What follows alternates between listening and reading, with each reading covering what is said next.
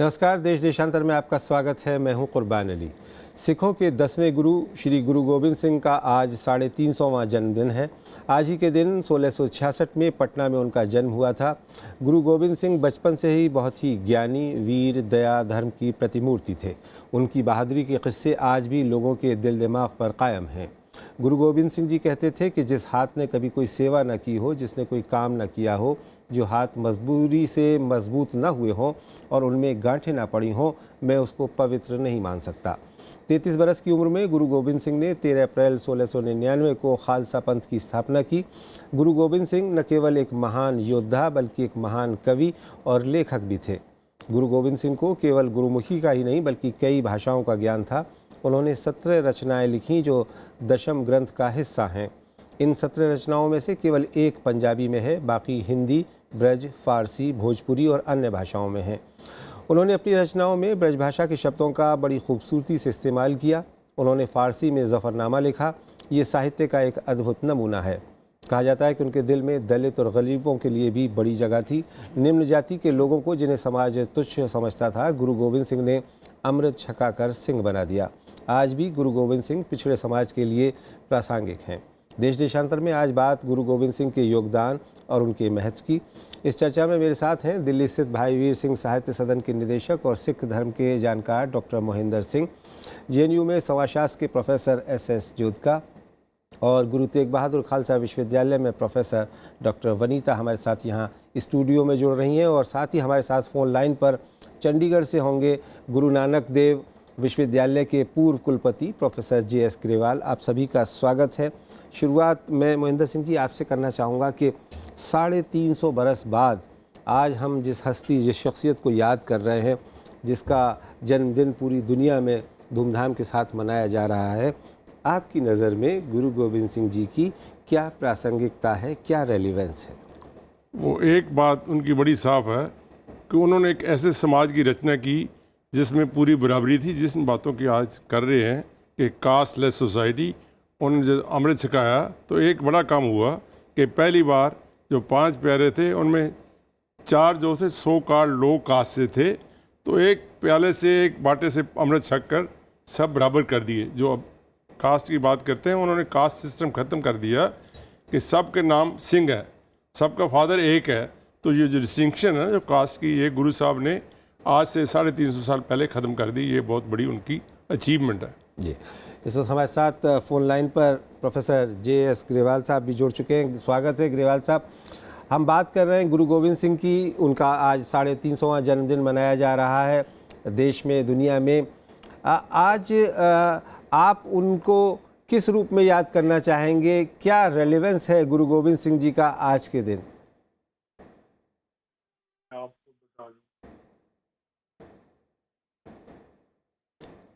आप सुन पा रहे हैं मुझे? ग्रेवाल साहब, आप सुन पा रहे हैं? ग्रेवाल साहब के पास आएंगे हम। हमारे साथ प्रोफेसर जोधका हैं। जोधका साहब, आप गुरु गोबिंद सिंह की शख्सियत को किस रूप में देखते हैं?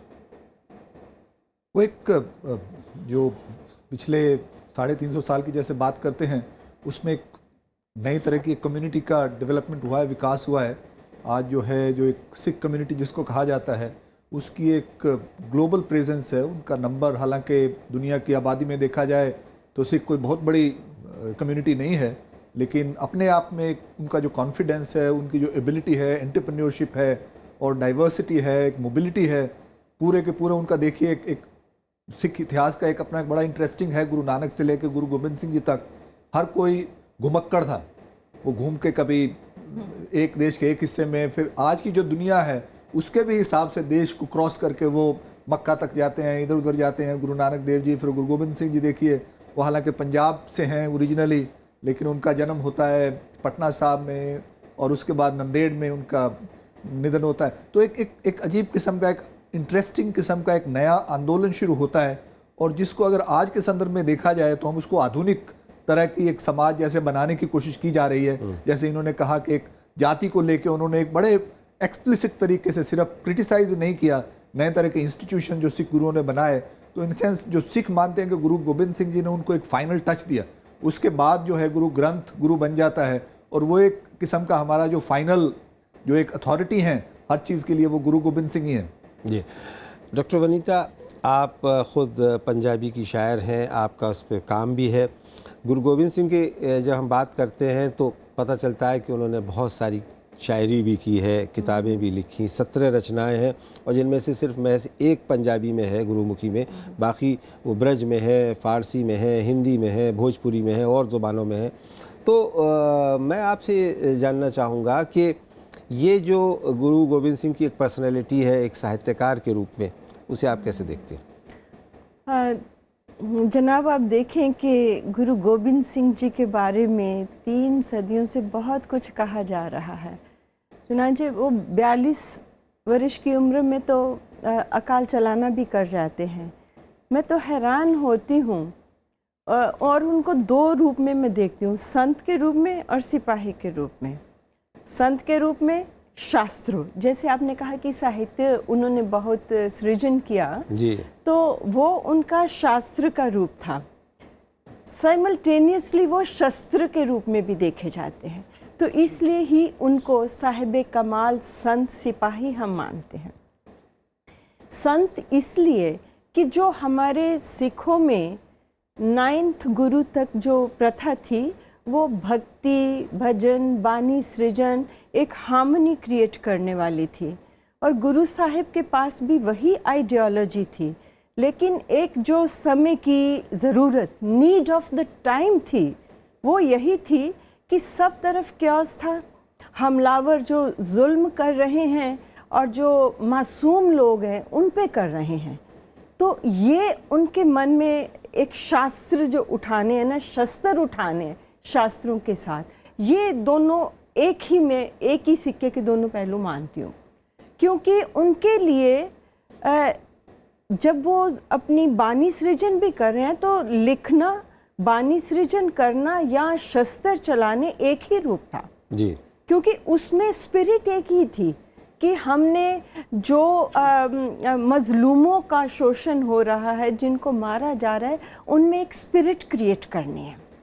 और उसके लिए उन्होंने अपनी लेखनी का भी इस्तेमाल किया और तलवार का भी इस्तेमाल और किया। मज़े की बात है कि जो उनकी लेखनी है वो क्या है, वो सारी मिथ पुराण में से वो सारे हवाले लेते हैं, मिथिकल, चंडी की बात करते हैं, दुर्गा की बात करते हैं, कृष्ण की, राम की, लेकिन अगर वो वैसे ही लिख देते तो कोई तब्दीली नहीं आती। मैं आता हूँ आपके पास। इस वक्त प्रोफेसर जीएस ग्रेवाल साहब हमारे साथ चंडीगढ़ से फ़ोन लाइन पर जुड़ गए हैं। जीएस ग्रेवाल साहब, स्वागत है आपका। आप सुन पा रहे हैं मेरी आवाज़? जी ग्रेवाल साहब, मैं आपसे जानना और समझना चाहूँगा कि गुरु गोबिंद साहब का आज जन्मदिन मनाया जा रहा है, 350वां जन्मदिन उनका मनाया जा रहा है प्रकाशोत्सव के रूप में। आप गुरु गोबिंद सिंह की पर्सनैलिटी को, शख्सियत को किस रूप में देखते हैं? मैं पहली बात तो ये देखता हूँ, कहना चाहता हूँ कि गुरु साहब को 10वीं पातशाही कहते हैं। इसका मतलब है कि वो 10th गुरु हैं, तो 9 गुरुज उनके पहले आ चुके हैं। तो जो कुछ पहले 9 गुरुज ने किया, गुरु नानक से लेके ऑनवर्ड, एक हेरिटेज बन गया भाई। जब हम गुरु गोबिंद सिंह साहब तक पहुँचते हैं तो उनकी ड्यूटी या फंक्शन या पर्पस ये था कि इस हेरिटेज को आगे बढ़ाएं, आगे लेके जाएं।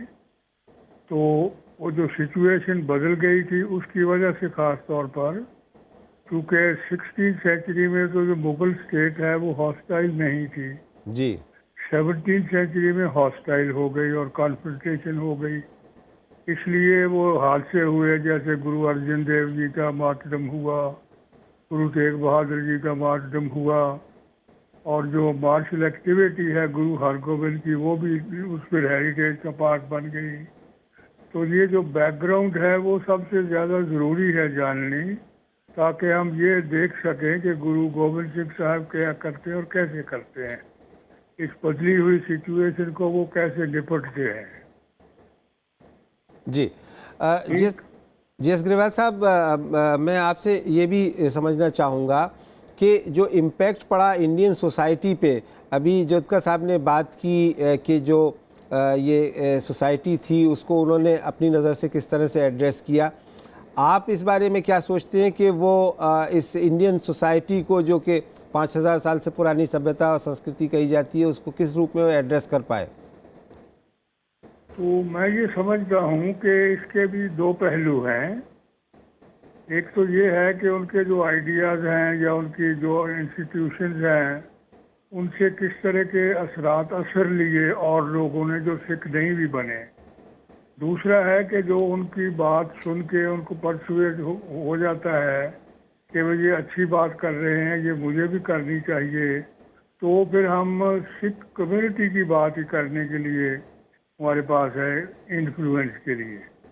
लेकिन एम्फेसाइज करने वाली बात मैं ये समझता हूँ वो ये है कि जो उनके आइडियाज़ हैं वो यूनिवर्सल हैं, वो कन्फाइंड नहीं है किसी एक कम्युनिटी के लिए। कोई भी उनको अपना सकता है उनके और उस बेसिस पे काम कर सकता है। जी। जैसे इक्वालिटी का आइडिया है, हेरिटेज में भी है और खालसा में भी है। सेल्फ रिलायंस का आइडिया हेरिटेज में भी है जो उन्होंने गुरु साहिबान से लिया, और खालसा में भी है, इंस्टीट्यूशन जो उन्होंने किया। सोशल कमिटमेंट है, वो भी एक ऐसा आइडिया है जो हेरिटेज में भी है और वो उसको आगे लेके चले। इसी तरह इंस्टीट्यूशंस हैं जिनको आगे लेके जाते हैं। जैसे धर्मशाला है जिसमें संगत है और इकट्ठे मिलके वर्शिप करते हैं, इकट्ठे मिलके खाते हैं लंगर में। जी। इस तरह स्क्रिप्चर की बात है, जो बाणी है गुरु गोबिंद सिंह साहब से पहले ही गुरबाणी में आता है कि बाणी गुरु, गुरु है बाणी। ये जो इक्वेशन है बिटवीन बाणी और गुरु, ये पहले से ये आइडिया आ चुका है हेरिटेज में। इसी तरह गुरबाणी में भी है कि जो सिख की पोजीशन है वो गुरु से चेंजेबल है, इंटरचेंजेबल है दोनों पोजीशन।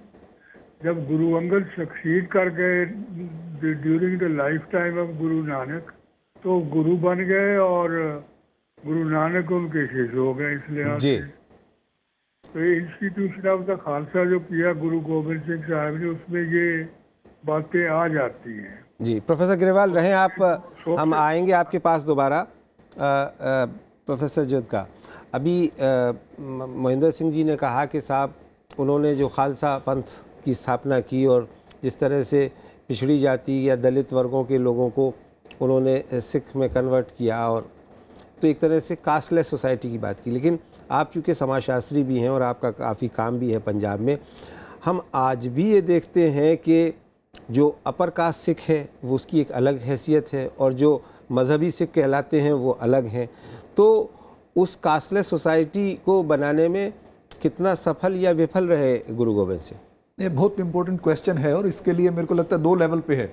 एक तो गुरु गोबिंद सिंह जी ने जो अपनी तरफ से जद्दोजहद की उसमें कोई शक नहीं है।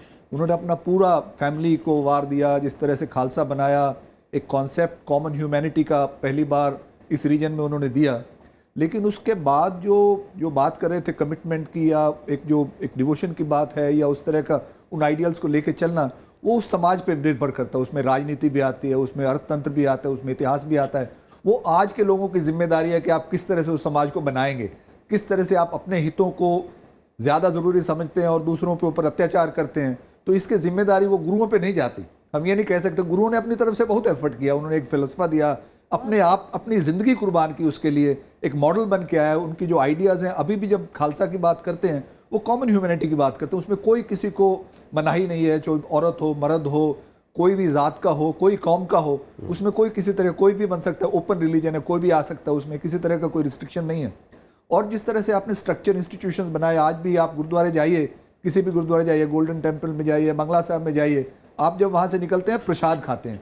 उस प्रसाद में आपको मालूम नहीं है कि किसने ला के दिया है, और वो किया जाता है, एक प्रोसेस है। नहीं तो हमारे यहाँ इतनी अनटचेबिलिटी है कि किसका खाना है, किस तरह से पका है, तभी लिया जाएगा। आप जाइए प्रसाद दे के दीजिए, वो मिक्स होगा, वो आपको वापस नहीं मिलेगा। आप वापस होके आएंगे जो उसका मिक्स किया वो तो वो जो इंस्टीट्यूशंस है, लंगर के भी इसी तरीके से वो गुरु ने स्थापना की। लेकिन आज का समाज किस तरह से लोग विकास करते हैं तो उनकी जिम्मेदारी है ना। अगर जमींदार कहता है कि हाँ भाई मैं सुपीरियर हूँ, जो राजा बनता है वो अपना राज चलाना चाहता है, वो कास्ट को भी यूज करना चाहता है, वो कास्ट को भी इन्वोक करेगा। जैसे हमारा कॉन्स्टिट्यूशन है, कॉन्स्टिट्यूशन में तो बहुत कुछ है, लेकिन जो सच्चाई है अमल नहीं हो पाता, अमल नहीं हो पा रहा, या इंटरेस्ट हैं जो उनको कन्फ्रंट करना पड़ेगा। वो समाज का एक ढांचा है और समाज का संघर्ष है और उस इतिहास से निकलता है। डॉक्टर महेंद्र सिंह जी, एक तो कास्टिज्म की बात हुई और कास्टलेस सोसाइटी को किस तरह से किया, एक और चीज़ जो कही जाती है और जो अभी ग्रेवाल साहब ने भी जिसका जिक्र किया कि जो मुस्लिम सिख कॉन्फ्लिक्ट मुग़ल पीरियड में था और जिसके ख़िलाफ़ एक तरह से गुरु गोबिंद साहब ने भी अपनी ज़िंदगी लगाई, उनके 4 बच्चे भी उसमें ख़त्म हुए। ये एक बात कही जाती है कि साहब जैसे गुरु गोबिंद साहब मुसलमानों के ख़िलाफ़ थे, इस्लाम के ख़िलाफ़ थे, लेकिन शायद ऐसा नहीं है। आप क्या समझते हैं? मैं बिल्कुल एग्री करता हूँ। ये गलत फहमी है कि वो सिस जुल्म के ख़िलाफ़ लड़ने से उनका क्या मिशन था, वो विचित्र नाटक बतलाते हैं। जहाँ गयो तहाँ धर्म चलायो, कुबत करते लोग हटायो। लोग मुस्लिम हिंदू नहीं करते कि दुनिया में जो कुकर्म करते हैं उनको रोकना, ये मेरा काम है। It so happened the Muslim ruler was Muslim. It so happened who was oppressive, he was Muslim. But at the same time देखिए हम कि पीर बुद्धू शाह, जब देखिए उनके पीर बुद्धू शाह, उनके बेटे, उनके शिष्य उनके लिए लड़ रहे हैं। गनी खान, नबी खान ऐसा कौन करता है कि उसका पीर बना के वो ले जाते हैं। ये लेके बना रखे हमने। मैं चाहता हूँ इसमें बात किया जाए मुस्लिम रिलेशन पर। सबसे पहले बाबा नानक का जन्म हुआ, दर्शन किस लिए किए बाबा नानक के?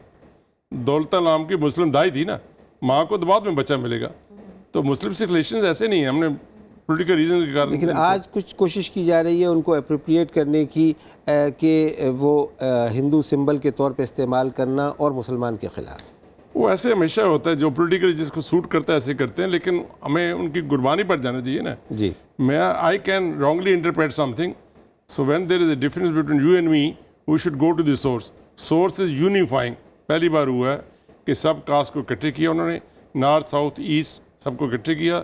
एक बात जो प्रोफेसर गरेवाल कर रहे थे उसको दोहराना चाहूँगा कि आप पे गुरु चेला, कभी ऐसा नहीं हुआ। गुरु और चेला जो है अमृत सिखाने के बाद वो खड़े हुए हाथ जोड़ के कि भाई आप तो खालसा बन गए हो, मुझे अमृत सिखा के अपने बराबर कर दो। उसी बाउल से जैसे 100 का दलित ने किया, गुरु साहब ने अमृत छिका उसी से। उसके बाद एक और बड़ी कमाल बात हुई जी कि गुरु 20वें, संगत 21वें, दैट यू आर 21 में हमारे से ऊपर हो। तभी देखते हैं सिखों में झगड़े क्यों होते हैं कि सिखों में सब सरदार हैं, सब इक्वल हैं। देखिए इक्वालिटी जो है ना, आपने जैसे ज्योतिका साहब ने बात किया था जी, at least in theory in Sikhism there is equality. I mean you don't ask the caste in mandir while in the gurudwara, while other institutions in theory there is जी इनइक्वालिटी। आपका जो इसमें ये भी जो है ना ऐतिहासिक पक्ष समझने की बहुत जरूरत है। जिस तरह से आज हम हिंदू, सिख और मुसलमान की बात करते हैं, ये 19वीं शताब्दी का ढांचा है। ये जो वोकैबुलरी भी है, ये 19वीं शताब्दी की वोकैबुलरी है। और 20वीं शताब्दी में जब देश आते हैं, नेशनलिज्म आता है, और वो नेशनलिज्म हमारी कम्युनिटीज़ को एक अजीब तरीके से डिवाइड भी करता है और उनको कॉन्स्टिट्यूट भी करता है।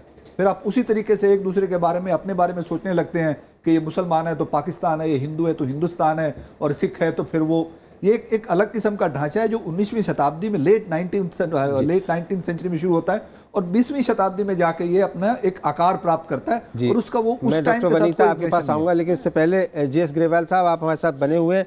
आपकी क्या राय है कि ये जिस तरह से प्रोजेक्ट करने की कोशिश कुछ लोगों की तरफ से हो रही है गुरु गोबिंद सिंह की इमेज को, आप क्या कहना चाहेंगे?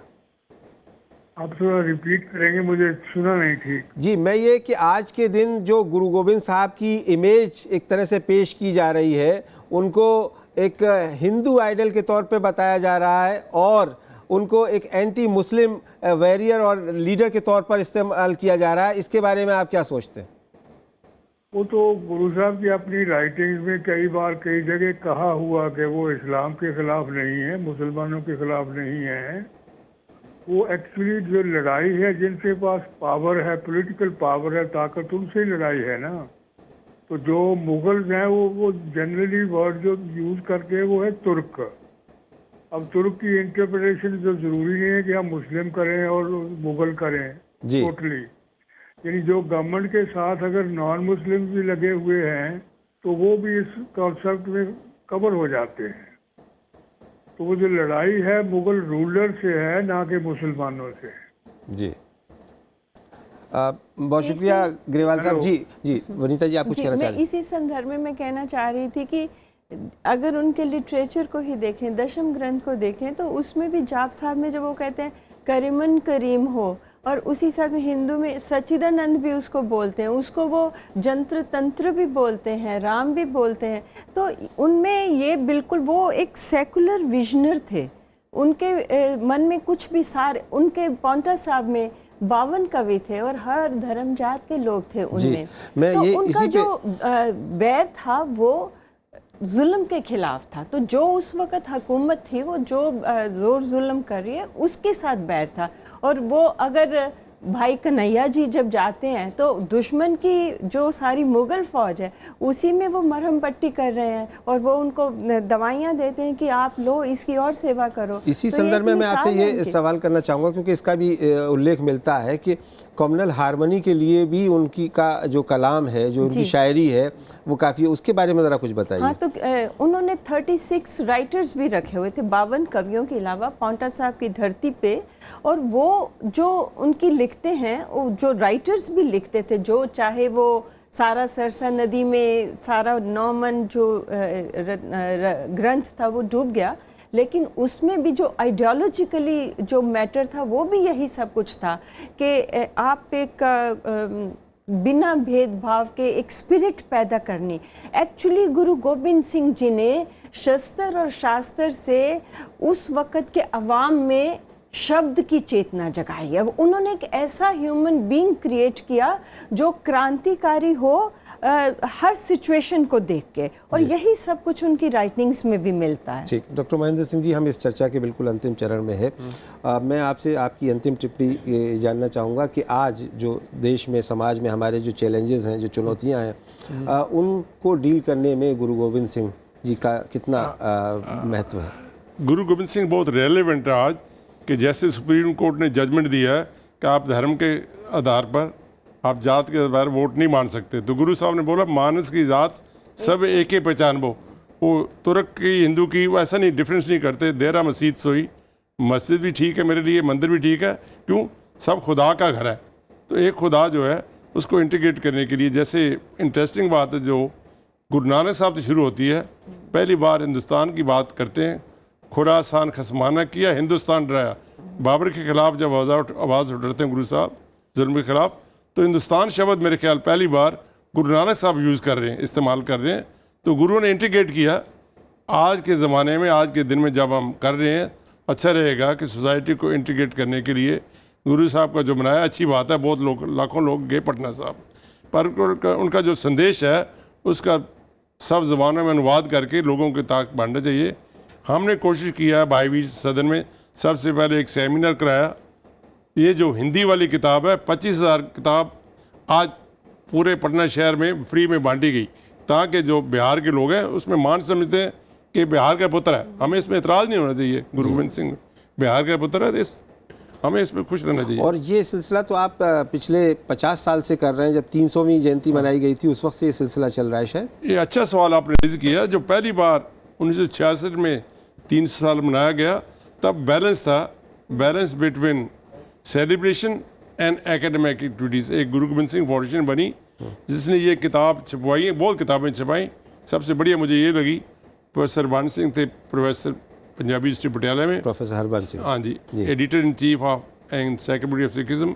This remain the best biography so far. तो उनकी बेटी से परमिशन लेकर हमने इसको 25,000 हिंदी में, 25,000 पंजाबी में, 25,000 अंग्रेजी में छापी है। उसका मूल ये लिखा है, आप पढ़ो, दूसरों को पढ़ने के लिए दो। ये जो मैसेज। ठीक है प्रोफेसर असदुद्दीन का, आप किस तरीके से याद करना चाहेंगे? और आज जो मैंने सवाल किया था कि आज के दौर में जो हमारे देश में और समाज में चुनौतियां हैं, उनको कितना एड्रेस कर पाएंगे गुरु गोविंद सिंह की आइडियोलॉजी से? आई थिंक बहुत बहुत महत्वपूर्ण सवाल है। और मेरे को लगता है ये जो बात अभी कर रहे थे आप, सेकुलर कम्युनल, उसकी बाइनरी से कैसे निकला जाए। वो जो डिवीजन बना देते हैं बिना बात के, धर्म के बगैर राजनीति नहीं होती, राजनीति के बगैर धर्म नहीं होता, राजनीति हर जगह पे होती है। ये एक वेस्टर्न कॉन्सेप्ट है, और वेस्ट से हम एक आधुनिकता का जो हमने आइडिया लिया है जिसमें धर्म बिल्कुल चला जाएगा, वो सब हो जाएगा। हमें अपनी रियलिटीज़ के साथ डील करना पड़ेगा। ये जो जुल्म की बात करते हैं, ये नहीं कि राजनीति से जो है धर्म बिल्कुल निकाला जा सकता है, ये अपने आप में कोई मतलब इसका कोई मायना नहीं है।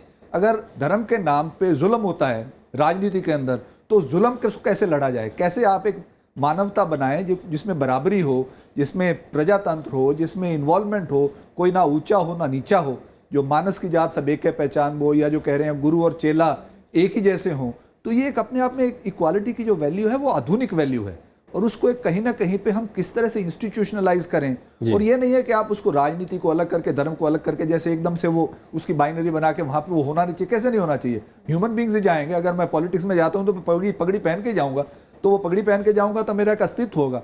अलग अलग लोगों के नाम हैं, अलग अलग आइडेंटिटीज हैं। इंडिया जैसे कंट्री में ये सब चीज़ों को लेके किस तरह के जो बेसिक मूल्य हैं उसके हमारी अपनी ट्रेडिशन में, अपने इतिहास में उनका एक वैल्यू रहा है, वो सिर्फ वेस्ट से नहीं लेने चाहिए। और वेस्ट हमारे को बहुत प्रॉब्लम क्रिएट भी करता है जब हम सोचने लगते हैं आपस में एक बहुत दूसरे बहुत के बारे में। शुक्रिया professor S Jotka, professor JS Grewal, doctor Mahendra Singh और डॉक्टर वनीता इस चर्चा में भाग लेने के लिए।